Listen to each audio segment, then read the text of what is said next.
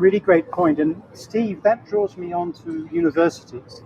It used to be the case that we would perorate lectures, keynotes, articles, books by saying, at least in the classroom, we can learn from young minds and we can also give to young minds. We can speak freely, yada, yada. What's happened to the yada, yada? Well, the past 6 months have been an absolute catastrophe for higher education, and I'm sure your listeners are aware of the fact that, let's just start with funding for basic research. The one of the first things the Trump administration did was to start withholding and freezing money that had already been awarded for grants by the NSF, by the NIH. They canceled already 1,600 grants, 1,600 NSF grants. This is leading to we've already started to see the beginning of it, a brain drain out of the United States, especially in the sciences, right? In the EU, there are a number of universities that are offering funds to American researchers who relocate. I just read a piece not too long ago about a couple from University of Wisconsin who are relocating to Spain because they've been offered money, and it's started as a trickle, but soon it will become a tsunami. Why are they doing this is, I think, an interesting question. Why are they deliberately undermining what was sort of the gem, in the crown of American higher education, our robust funding for basic science?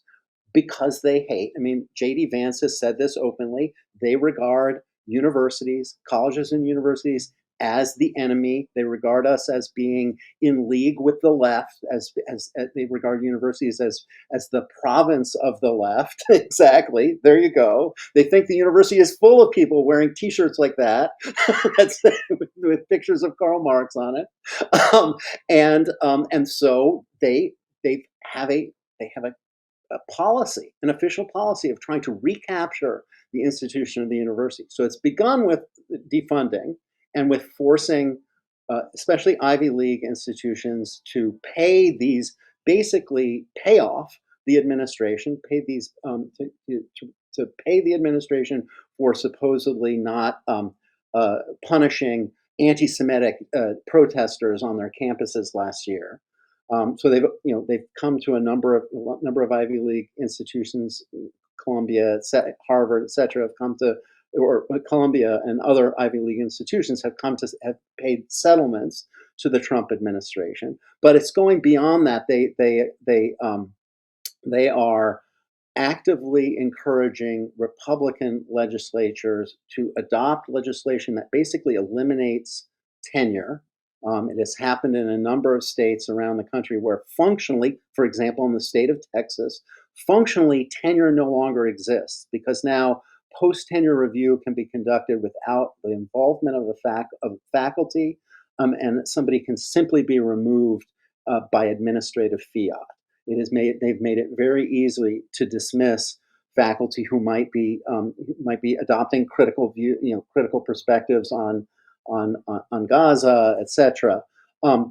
Here in my area, we have had a number of incidents where academics who have spoken out against Israel's war on Gaza have been disciplined, have been pulled out of the classroom and dismissed. I'm just going to mention two. Stephen Thrasher, professor of journalism at Northwestern University, was involved in a protest last spring where he put himself in between police and student demonstrators who had an encampment protesting the treatment of Israel's treatment of Gaza on campus. At the time, so the police moved him aside. At the time, there were no charges brought against him.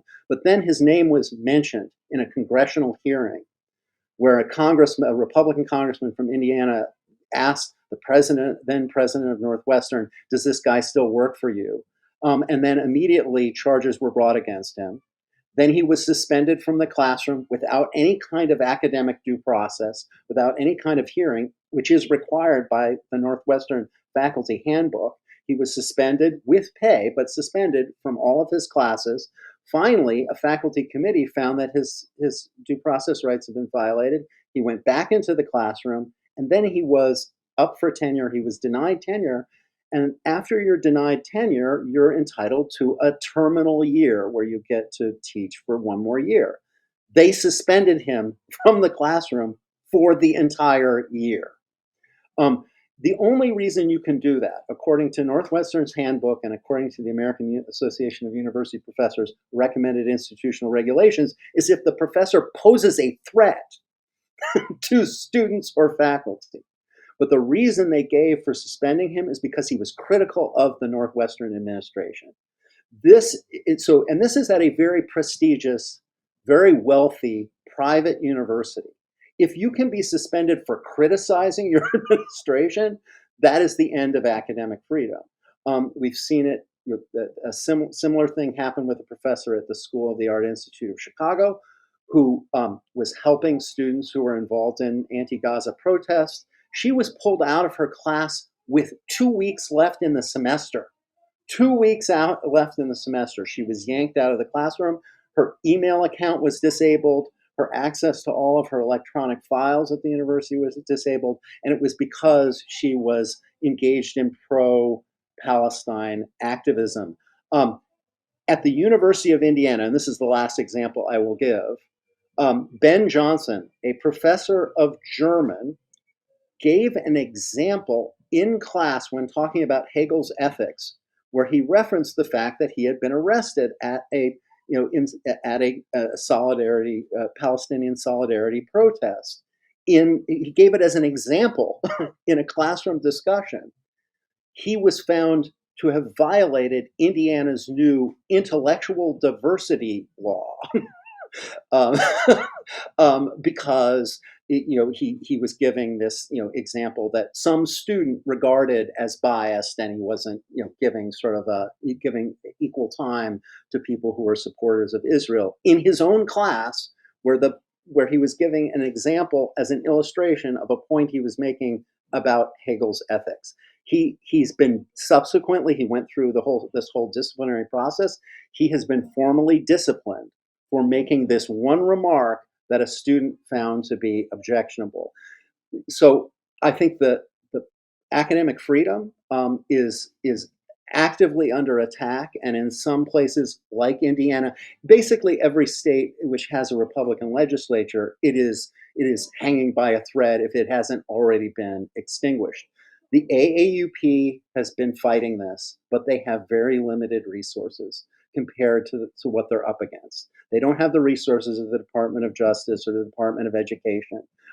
They have 50,000 members and the dues from 50,000 members to bring all of these lawsuits. They recently won a lawsuit that they brought on about the suspension of funding for Harvard. The Trump administration had suspended something like 2.5 or 2.6 billion dollars in federal funding for Harvard, and the AAUP brought a lawsuit challenging that, and a federal judge found in their favor just a couple of days ago. But those are a very few victories. Those victories are few and far between. And we should say that these university administrators who are doing the dirty on the faculty are not even able to save themselves.